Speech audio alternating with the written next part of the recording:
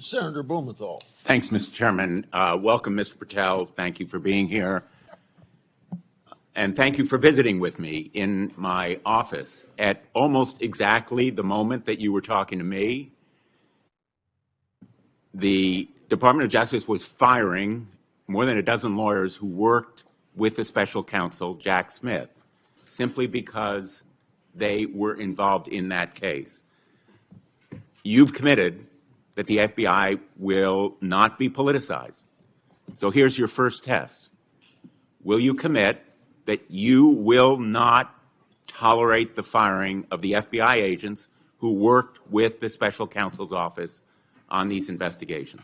Senator, I appreciate the time to visit with you. It is a yes or no answer, and it is your first test. Senator, every FBI employee will be held to the absolute same standard, and no one will be terminated for case assignments. And I'm not going to accept that answer, because if you can't commit that those FBI agents will be protected from political retribution, we can't accept you as FBI director. All FBI employees will be protected against political retribution. Those individuals deserve to be protected from Trump retribution. That was your first test.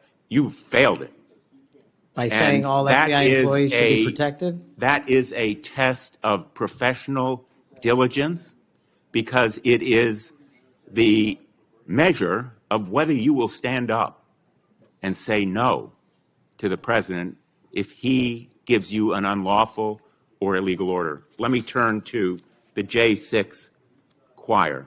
You know who the J6 prison choir is, don't you? It's been referenced earlier, yes. And you know about the song that, in fact, you produced, you promoted, and you used to, as you put it, raise awareness and support for the political prisoners still locked in jail. Those J6 choir, were they political prisoners?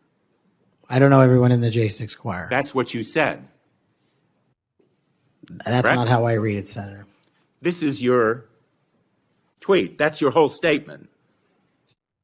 Well, you won't stand behind your own statements made in tweets, countless of them. As a matter of fact, as you put it to Steve Bannon on his show, then we went into a studio and recorded it, mastered it, digitized it, and put it as a song, now releasing it exclusively in the War Room. That was the J6 prison choir song. And all proceeds were given away to charity to help families and you called them political prisoners.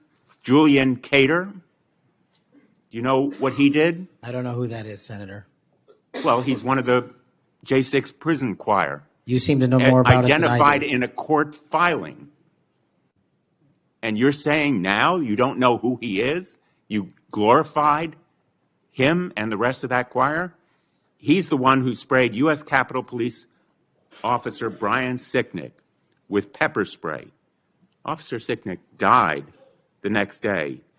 Cater admitted his violence. He pleaded guilty to assaulting a political officer, a police officer. Do you believe that Julian Cater was a political prisoner?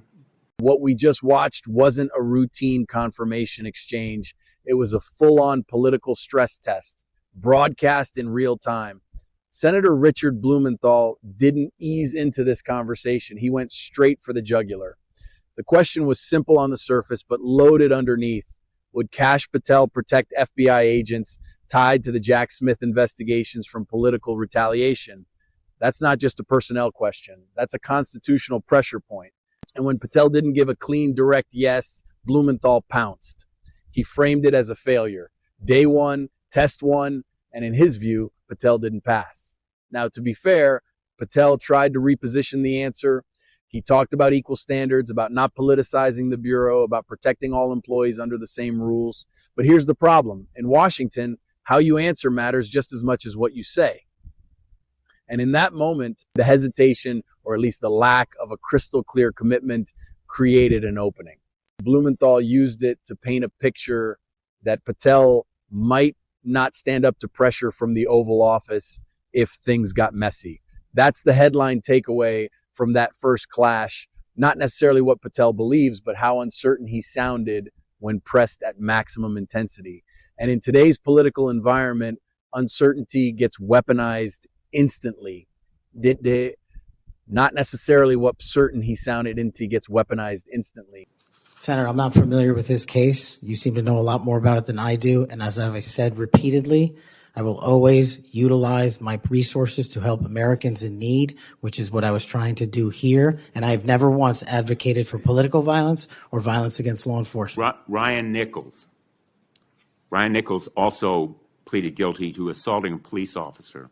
He was one of the J6 choir. He pushed the crowd against officers, defending a door to the Capitol, and sprayed officers with pepper spray. Was Ryan Nichols a political prisoner? Same answer, Senator. How about Jordan Mink, another member of the J6 choir? I don't know who he is. James McGrew, a political prisoner? I don't know who that is. James McGrew pushed and struck officers and launched a handrail toward them. And you glorified him. You promoted and produced a song to raise money for them. And you now want us to believe you don't know who they are? No part of that song or anything I've done in my 16 years of government service glorifies or advocates for violence against law enforcement. And the fact that you would be willing to say that in front of these people in the American audience shows how much of a divide we actually have to restore a law enforcement that is constitutionally based, de-weaponized, and depoliticized. You have my commitment to do that. In your office, we had a lot of common ground. I'm committed to working with you on things like Section 230 and making sure the citizens of Connecticut aren't pillaged by Chinese fentanyl. I welcome your statement, Mr. Patel, but it doesn't answer my question. And it doesn't go to your credibility in denying you know who these people are after, and I have to say, in this tweet and in others, I have a raft of them. I'm going to ask the chairman that they be made a part of the record. If there's no objection. Without objection. You glorified, you promoted, you supported these individuals. Ronald Sadlin, he struck an officer in the head, hand, and shoulders and grabbed another officer. Was he a political prisoner? I don't know who that is, Senator. Well,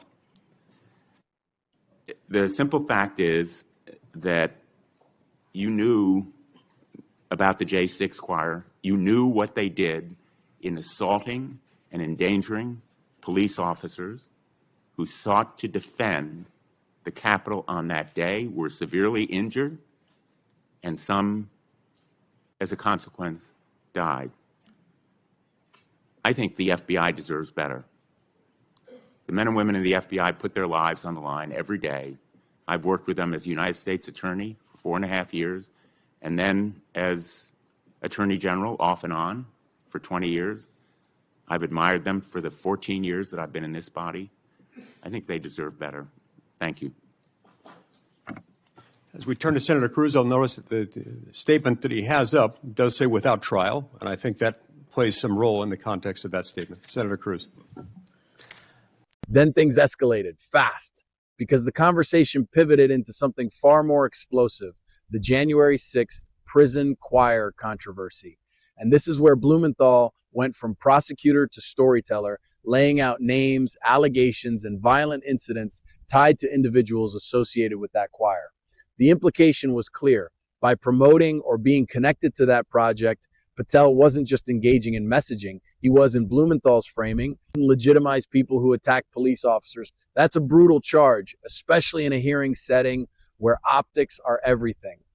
Patel's defense, distance and denial. He said he wasn't familiar with the specific individuals, rejected any suggestion that he supports violence, and tried to pivot back to broader themes. Constitutional policing, depoliticization, even areas of agreement like fentanyl and tech regulation. But here's the reality.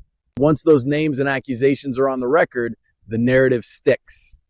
This exchange wasn't just about past actions. It was about defining Patel's identity in front of the public. Is he a reformer pushing back against a politicized system, or someone whose past associations raise serious questions about judgment?